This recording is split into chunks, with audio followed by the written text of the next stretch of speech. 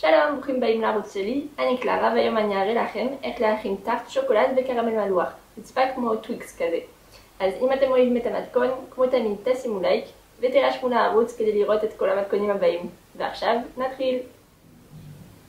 לבצק פרח בטעם שוקולד אתם צריכים 250 גרם קמח, 150 גרם חמאה, ביצה אחת, 60 גרם אבקת שקדים, 90 גרם אבקת סוכר, 30 גרם אבקת קקאו וטיפה מלח.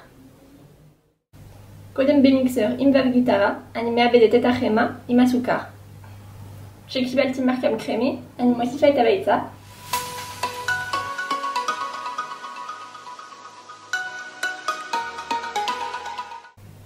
ואז כל שאר הרכיבים, הקמח, אבקת הקקאו, אבקת השקדים והמלח.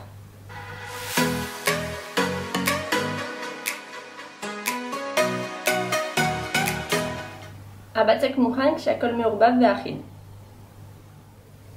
לקחתי חצי מהכמות שהכנתי ואני ארדד את הבצק בין שני דפי נייר לעובי של 2 או 3 מילימטר.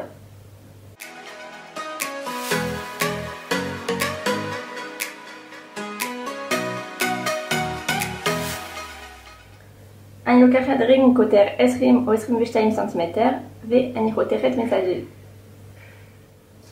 אני ממליצה לשים את הבצק במקרר לפני שתנסו להכניס אותו בתבנית. אני מכניסה את הבצק בתוך התבנית. היום החלטתי להשתמש בשטח סיליקון סילפן, אבל אתם יכולים להשתמש בנייר אפייה רגיל. עם מזלג אני עושה כמה חורים בתחתית הבצק ואני אכניס את זה בתנור ב-165 מעלות ל-20-25 דקות בערך. את שאר הבצק אני עוטפת אותו בניילון, שמה בתוך שקית זיפלוק ואני מכניסה את זה למקפיא לפעם הבאה. לקרמל מלוח אתם צריכים 250 גרם סוכר, 250 גרם שמנת מתוקה, 25 גרם חמאה ו8 גרם מלח. אז בשביל הקרמל אני מחממת את הסוכר עם טיפה מים עד שאני אקבל קרמל בצבע חום כהה. כשקיבלתי את הצבע הרצוי אני סוגרת את האש, אני מחכה חצי דקה שהקרמל יירגע ואני מוסיפה את השמנת. תיזהרו אם זה מתפוצץ.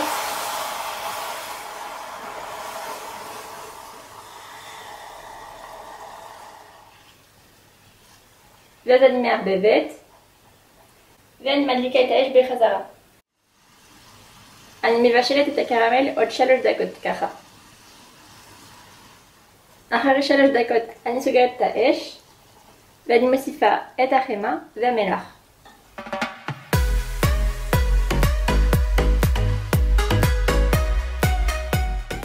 אני מערבבת טוב טוב ואז אני שופכת את כל הקרמל על הבצק האפוי. עכשיו אני אשים את הטארט בינתיים במקרר כדי שזה יתקשה טיפה ואני אמשיך. בסוף אני מכינה את הגן השוקולד. בשביל זה אתם צריכים 200 גרם שוקולד מריר. אני ממליצה להשתמש בשוקולד עם לפחות 70% קקאו, אחרת זה יהיה טיפה מתוק, ו200 גרם שמנת מתוקה. אז שום דבר מסובך, חיממתי את השמנת ועכשיו אני שופכת אותה על השוקולד. ואני מערבבת את השוקולד עם השמנת. אם אתם רוצים אתם יכולים לשפוך את השמנת על השוקולד בכמה פעמים, זה יהיה יותר פשוט לערבב. כשהגנש מוכן אני מחכה טיפה שהוא יתקרר ואז אני שופכת אותו על הטארט מעל הקרמל. כדי שזה יהיה שטוח אני מזיזה טיפה את המגש. עכשיו מבחינת קישוט הכנתי כמה אגוזים מקורמלים. אני אשים לכם את הקישור למעלה כי עשיתי סרטון על זה אם אתם רוצים לעשות. ואני אשים את זה על הטארט כשהגנש עדיין טיפה דביק אבל לא ממש חם.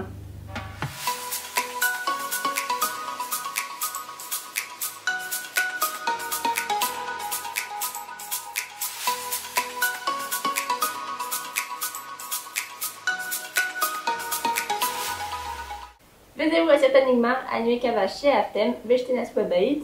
עכשיו בבקשה תשימו לייק ותקליקו עליי עכשיו כדי להירשם לערוץ ולא לפספס את כל המתכונים הבאים.